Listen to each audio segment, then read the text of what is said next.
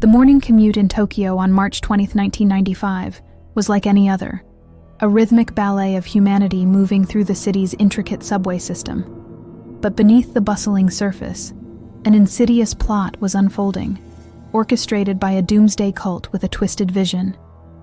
In a matter of minutes, the ordinary became extraordinary, as an invisible enemy descended upon unsuspecting commuters, turning everyday life into terror and chaos.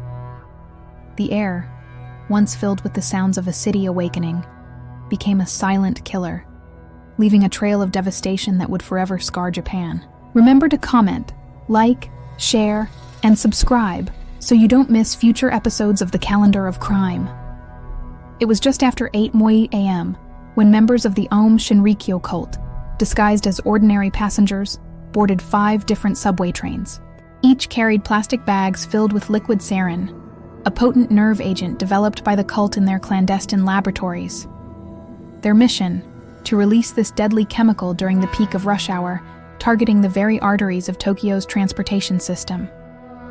The perpetrators, including Ikuo Hayashi, Kenichi Hirose, and Yasuo Hayashi, carried out their synchronized attack with chilling precision.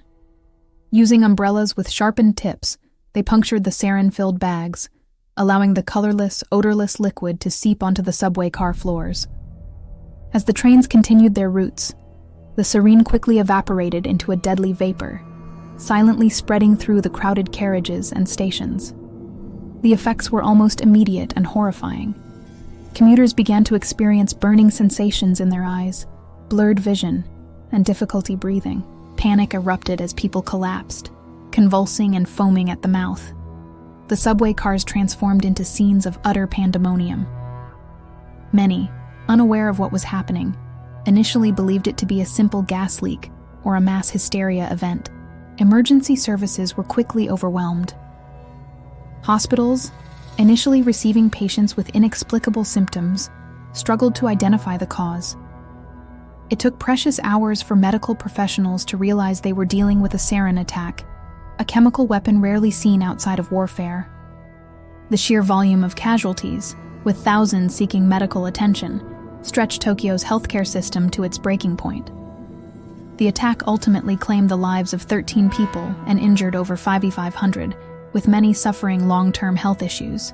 The psychological impact on the city was profound, shattering the sense of safety and security that had long defined Japanese society. The Aum Shinrikyo cult, led by the charismatic and delusional Shoko Asahara, had succeeded in its goal of sowing terror and chaos. In the aftermath, a massive police investigation was launched, leading to raids on Aum Shinrikyo compounds across Japan. What they uncovered was a vast criminal enterprise, complete with chemical weapon factories and a network of devoted followers.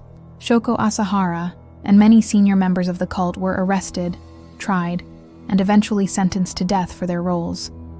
The Tokyo subway sarin attack stands as a stark reminder of the dangers of cult extremism and the consequences of chemical terrorism. It forced Japan and the world to confront the terrifying reality that such weapons could be deployed by non-state actors. The memory of that day continues to serve as a somber lesson. Thanks for watching. Please comment, share, and subscribe for more.